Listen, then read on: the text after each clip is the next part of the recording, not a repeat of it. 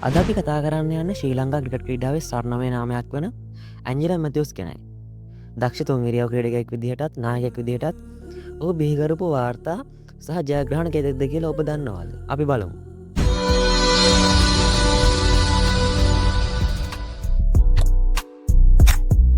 එක්දින ජාත්‍යන්තර ක්‍රිකට් ඉතිහාසයේ 9 වෙනි කඩවල සඳහා ඉහළම ලකුණු සම්බන්ධතාවයේ ලෝක වාර්තාව ඇන්ජලෝ මැතිව්ස් සහ ලසින් මාලිංග සතුයි.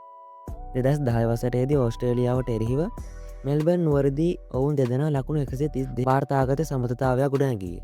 ජාත්‍යන්තර ක්‍රිකට් ඉතිහාසයේ ටයිම් අවුට් ආකාරයට දෙවී ගිය පළමු සහ එකම ක්‍රීඩකයා ලෙස ඇන්ජලෝ මැතිව්ස් අපකීර්තිමත් ලෝක වාර්තාවකට හිමිකම් කියයි.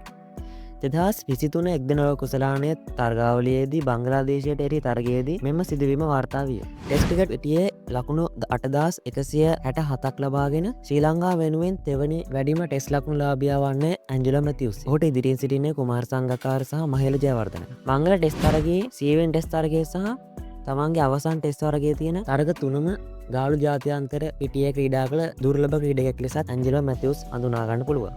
එක්දින පිටේ ලකුණු 5000කට වඩා සහ ලකුණු 100ට වඩා දවාගත් ශ්‍රී ලංකාවේ සිව්වෙනි ක්‍රීඩකයා වේ. මෙම දස්කම් මීට කලින් සනත් ජයසූරිය, අරවින්ද ද සිල්වා ඒ වගේම තිලකරා පිළිචාන් විසින් සිදු කරලා තියෙනවා. එක්දින තරගයක ඔහුගේ හොඳ පන්දවීම ලෙස 2015 වසරේදී ඉන්දියාවට එරෙහිව ලකුණු 20කට කඩලු 6ක් දවා ගැනීම වාර්තා කරන්න පුළුවන්.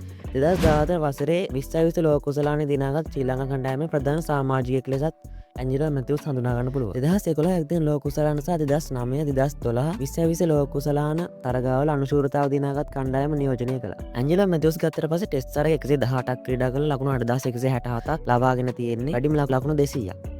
එක්දින ගත්තට පස්සේ එක්දින තරග 226ක් ක්‍රීඩා කරලා ලකුණු 5916ක් ලකුණු රැස් කරලා තියෙනවා. ඔහුගේ වැඩිම ලකුණු 139ක්. 2020 ගත්තට පස්සේ 2020 තරග 90ක් ක්‍රීඩා කරලා ඔහු ලකුණු 1416ක් වාර්තා කරලා තියෙනවා. ඔහුගේ වැඩිම ලකුණු වෙන්නේ 81ක්. ඉතින් ඇන්ජලෝ මැතිව්ස් කියන්නේ ශ්‍රී ලංකා ක්‍රිකට් ක්‍රීඩාවට මිල කළ නොහැකි දායාදයක්. ඔහු පිහිටවූ මේ වාර්තා සහ ලබාගත් ජයග්‍රහණ අපේ ක්‍රිකට් ඉතිහාසයේ සදාකාල රැඳී පවතින ඇත. අපි එහෙනම් තවත් අලුත් වීඩියෝකින් හමු වෙමු. ඔබට ජය.